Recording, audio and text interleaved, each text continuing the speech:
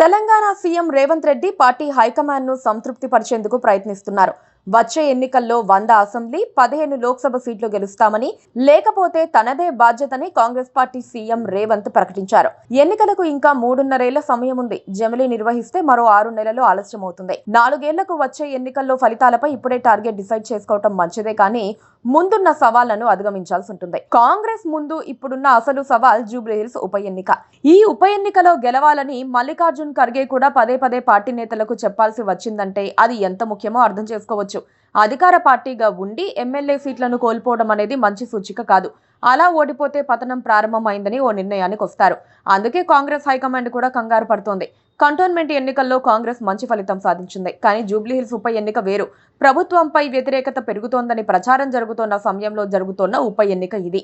ఈ ఎన్నికలో గెలవడం కాంగ్రెస్ పార్టీకి అత్యంత ప్రతిష్టాత్మకం. కాంగ్రెస్ పార్టీలో ఉండే అనేక రకాల హైకమాండ్ ధోరణుల కారణంగా పార్టీ వ్యూహాలను అమలు చేయటం రేవంత్ రెడ్డికి కూడా అంత తేలిక కాదు. పార్టీ అభ్యర్థిని చివరి వరకు ఖరారు చెయ్యరు. ఆశావాహులకు ఎప్పటికప్పుడు ఆశలు పెంచేస్తూ ఉంటారు. చివరికి వారంతా అసంతృప్తులవుతారు. ఒకరు ముందుకు ఒకరు వెనక్కి లాగుతూ ఉంటారు. జూబ్లీహిల్స్ లో కాంగ్రెస్ పార్టీ గెలిచి చాలా కాలమైంది. అక్కడ ముస్లిం ఓటు బ్యాంకు కీలకం. మజ్లిస్ సపోర్ట్ కూడా కీలకమే. పైగా బలమైన అభ్యర్థి లేరు. అజరుద్దీన్ ఎన్నికల సమయంలో మాత్రమే కనిపిస్తారు. గత ఎన్నికల్లో చివరి క్షణంలో అజర్ పేరును ఖరారు చేశారు. జూబ్లీహిల్స్ ఎన్నికల్లో గెలిస్తేనే కాంగ్రెస్ పార్టీ రేవంత్ రెడ్డి పెట్టుకున్న టార్గెట్ విషయంలో ఓ అడుగు ముందుకు వేసినట్లవుతుంది. లేకపోతే ఆదిలోనే హంసపాదు అన్నట్లుగా ఉంటుంది.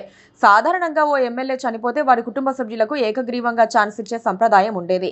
కానీ తెలంగాణలో గత కొన్నేళ్లుగా దీన్ని పాటించడం లేదు. దాంతో చనిపోయిన ఎమ్మెల్యే కుటుంబాలు కూడా ఇబ్బంది పడుతున్నాయి. రేవంత్ రెడ్డి 100 అసెంబ్లీ సీట్లు 15 పార్లమెంటు స్థానాలను గెలిపిస్తామని చెప్పడమే కాదు, లేకపోతే తానే బాధ్యత తీసుకుంటానని కూడా చెప్పారు. అంటే దాని అర్థం తనను మార్చే ఆలోచన చేయవద్దన్న సంకేతాలు ఇవ్వడమే. ఎలా అయినా తాను ఆ సీట్లు సాధిస్తానని చెప్పడమే. విచిత్రమైన పాలనతో గ్రాఫ్ తగ్గిపోతోందన్న భావనలో హైకమాండ్ ఉండటంతో రేవంత్ రెడ్డి ఈ ప్రకటన చేశాడన్న అనుమానాలు వ్యక్తమవుతున్నాయి. అయితే హైకమాండ్ ఇవన్నీ గెలవాలంటే ముందు జూబ్లీహిల్స్ ఉప ఎన్నికలో గెలిచి చూపించాలని అనుకుంటుంది. మరి రేవంత్ దాన్ని నిజం చేస్తారా? Please subscribe to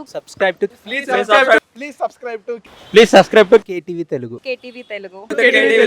KTV Telugu channel.